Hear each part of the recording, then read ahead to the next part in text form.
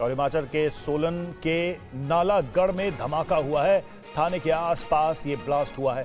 Blast में इमारतों को नुकसान की खबर आ रही है। पुलिस ने घटनास्थल को सील कर दिया है। सोलन पुलिस धमाके की जांच में जुटी हुई है। मोहित मल्होत्रा हमारे साथ, हमारे संवाददाता जुड़े। मोहित, क्या जानकारी मिल रही धमाके को लेकर? देखिए, ये हिमाचल प्रदेश के नालागढ़ इलाके में एक घर के अंदर जोरदार धमाका हुआ है। धमाका संदिग्ध है। पहले ये माना जा रहा था कि कहीं ऐसा तो नहीं है कि गैस सिलेंडर में ब्लास्ट हुआ हो, लेकिन शुरुआती जांच में ऐसा कुछ नहीं मिला है। वहां पर फोरेंसिक टीमों को बुलाया गया है, लेकिन धमाका इतना जोरदार बताया जा रहा है कि आसपास के कुछ बिल्डिंग्स के शीशे टूट गए। एक आर्मी हॉस्पिटल है वहां पर नजदीक में, उसके भी शीशे टूट गए। धमाके का इम्पैक्ट बहुत ज्यादा था और घर को काफी नुकसान पहुंचा है। तो ये संदिग्ध धमाके के तौर पर हिमाचल प्रदेश पुलिस इस पूरे मामले की जांच कर रही है और फोरेंसिक टीमों को मौके पर बुलाया गया है। शुक्रिया आपका इस जानकारी के लिए।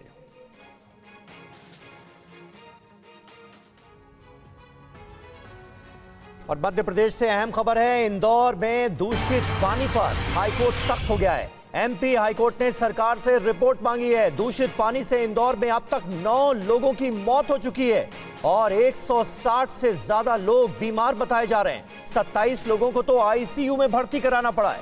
कल तक एमपी सरकार से रिपोर्ट मांगी गई है, यानी हाईकोर्ट इस मामले को लेकर सख्त नजर आ रहा है। कल ही इस मामले की हाईकोर्ट में सुनवाई हो।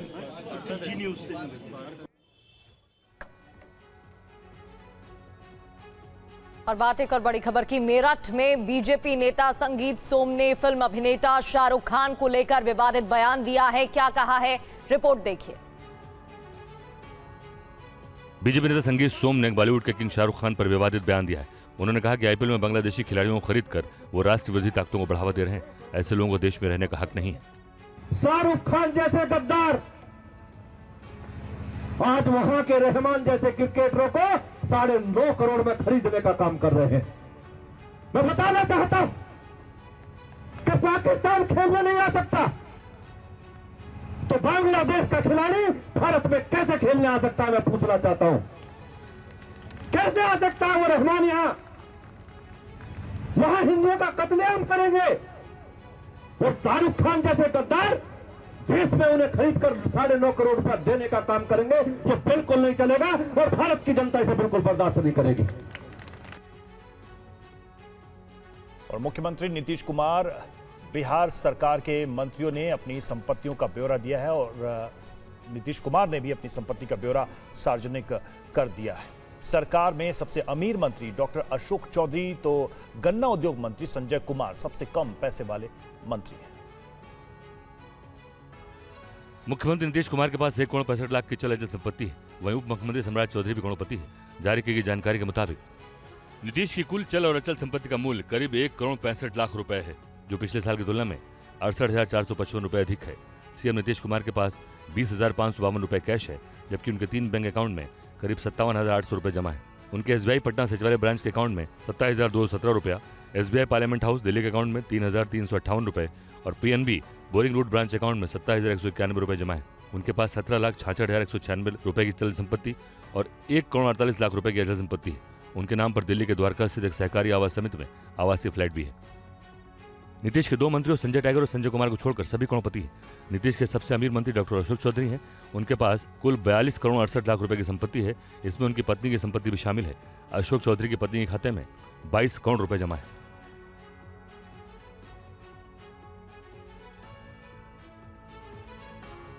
और छत्तीसगढ़ की राजधानी रायपुर में हिंदू सम्मेलन का आयोजन किया गया है, जिसमें संघ प्रमुख मोहन भागवत भी शामिल हुए। इस दौरान उन्होंने भाषा को लेकर बड़ी नसीहत दी।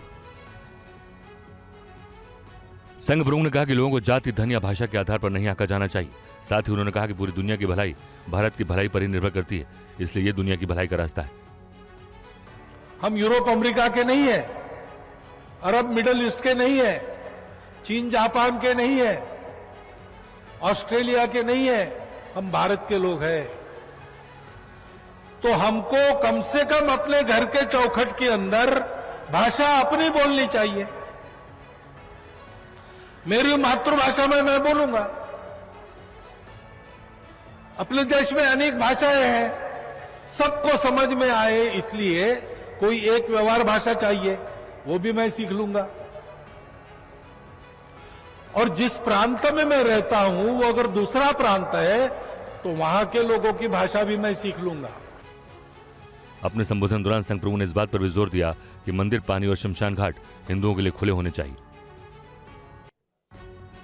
और अब आपको दिखाते हैं नए साल के पहले दिन कैसे वैष्णो देवी में माता रानी के दर्शन करने के लिए श्रद्धालुओं की भीड़ पहुंची।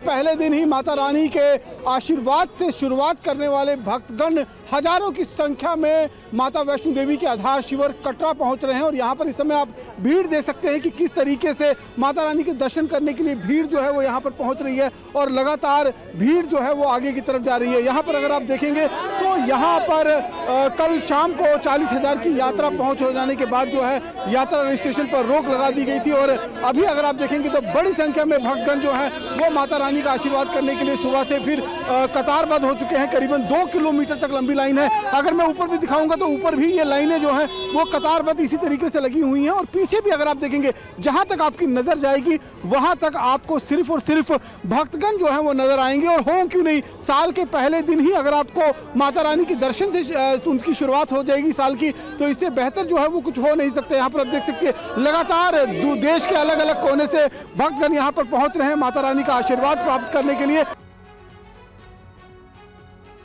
और नए साल के मौके पर दिल्ली के प्राचीन हनुमान मंदिर में भी भक्तों की भीड़ नजर आई। देखिए संवाददाता शालिनी वाजपेयी की ये रिपोर्ट।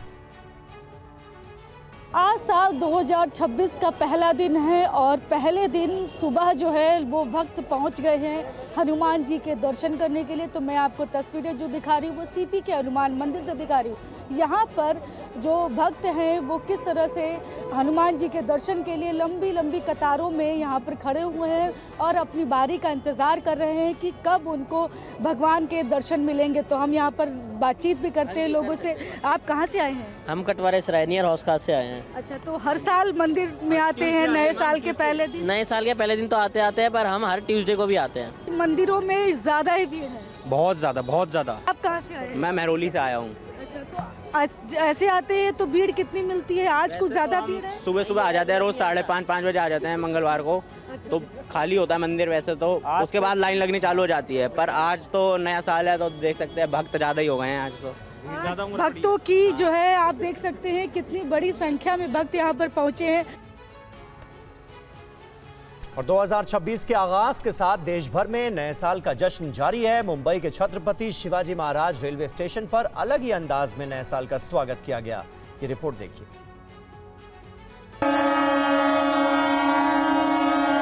जैसे ही घड़ी ने 12 बजने का इशारा किया तो पूरे देश में नए साल का जश्न शुरू हो गया।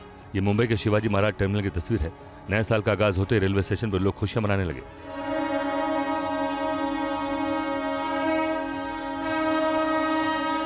सीएसटी रेलवे स्टेशन पर खड़ी लोकल ट्रेन के लोको पायलट ने हॉर्न बजाने शुरू किए। करीब 2 मिनट तक लोको पायलट इसी तरह ट्रेन का हॉर्न बजाते रहे। नए साल का इस तरह स्वागत देख स्टेशन मौजूद यात्री रोमांचित हो गए और अपने कैमरे में इस नजारे को रिकॉर्ड करने लगे।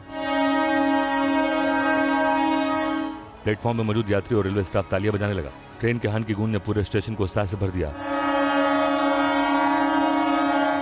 ऐसा लगने लगा जैसे हॉर्न की आवाज नहीं शंखनाद। छत्रपति शिवाजी महाराज रेलवे स्टेशन में नए साल की आधी रात को ट्रेनों को हॉर्न बजाने की परंपरा कई दशकों से चली आ रही है। रेलवे स्टाफ मिलकर इसे ऑर्गेनाइज करते हैं। हर साल सैकड़ों लोग खास तौर पर इस पल को देखने और रिकॉर्ड करने आते हैं।